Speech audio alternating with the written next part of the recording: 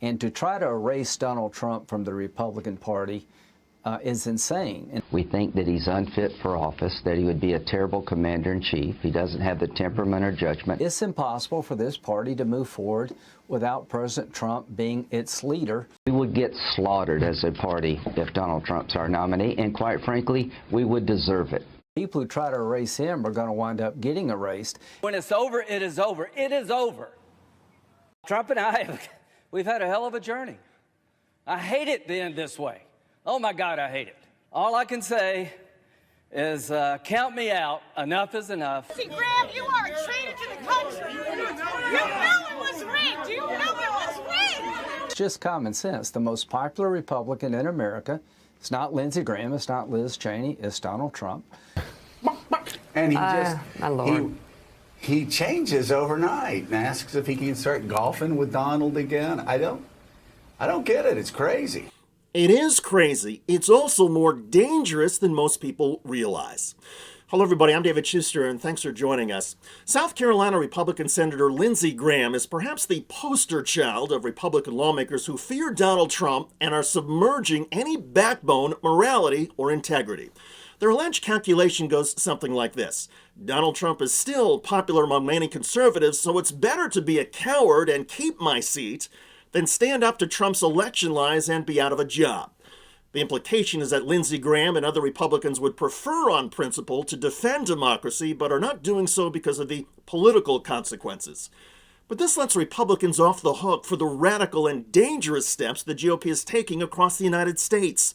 In Arizona, Republican state lawmakers are recounting the 2020 election ballots in Maricopa County. The firm in charge is led by a CEO who has promoted wild election conspiracy theories. Given the audit, mismanagement, and alleged illegal actions, one Republican supporter of the recount has now denounced it as ridiculous and embarrassing.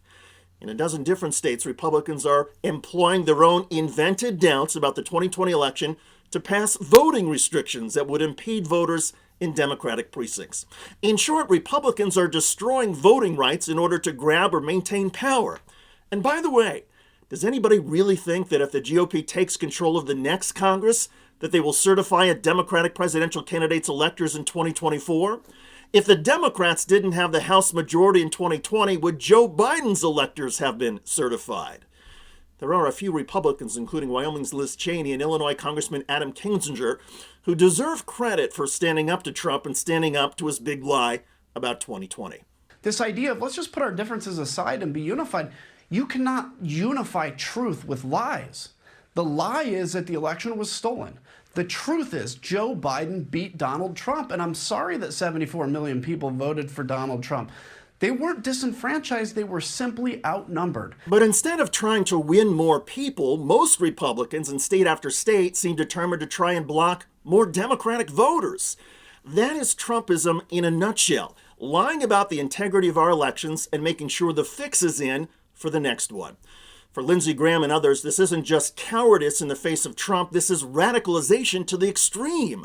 Sure, Lindsey Graham often seems like a nice guy who is merely sticking his finger in the air to see which way the wind is blowing. But he and the other Trumpsters are actually engaged in a vicious assault on our democracy, and they are laying the groundwork for more violence.